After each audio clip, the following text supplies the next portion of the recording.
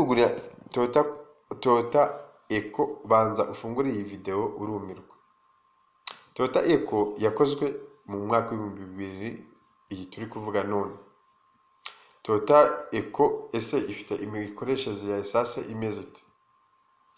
Gukoresha esase ya Toyota Eco ya bibiri ahanini biterwa n'ubwoko bwa moteri cyangwa transmission, ariko ubusanzwe Toyota Eco zinywa litiro 5.35 kugeza hagati ya litiro 5.35 na litiro 5.75 ku birometero 100. Dukore impuzandengo. Iyi modoka n'andi magambo inywera kuri 17 nk'uko abenshi bakunda gukoresha iyo terime. Mu yandi magambo Eco ikoresha litiro imwe ya esase mu gihe ikora urugendo rwa kilometero 17. Iyi modoka turakwibutsa yuko icyo bita sise cyangwa tube cylinder, iyi modoka ari rimwe n'ibice bamwe bavuga 1.5 cyangwa 1500. Ikaba ibamo moteri ya VVTi. Ikaba ari imodoka twakurekomanda ushobora kugura nawe ukajya ugenda neza muri Kigali.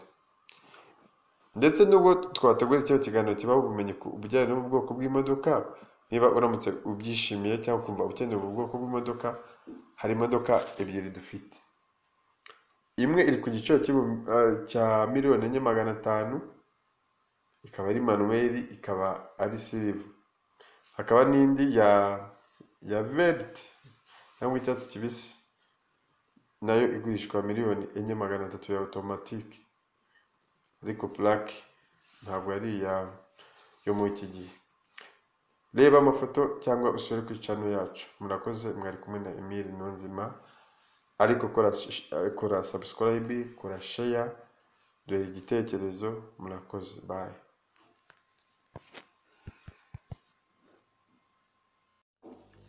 Ushobora kuba wakunze ubu bwoko bw'izi modoka turi kuvuga aha ngaha, ariko urebe muri description twashyizemo hasi, urabona link zayo. Noneho ube ugiza iyo ushima, tukaba twayikugeza ukabasha kuyigura, maze ibintu bikaba uburyohe. Turakwibutsa ko n'amafoto y'imodoka twakoresha muri iyi video, iyo modoka igurishwa. Uramutse ubeterese nawe turagushishikaza kuba watureba tukagufasha. Murakoze.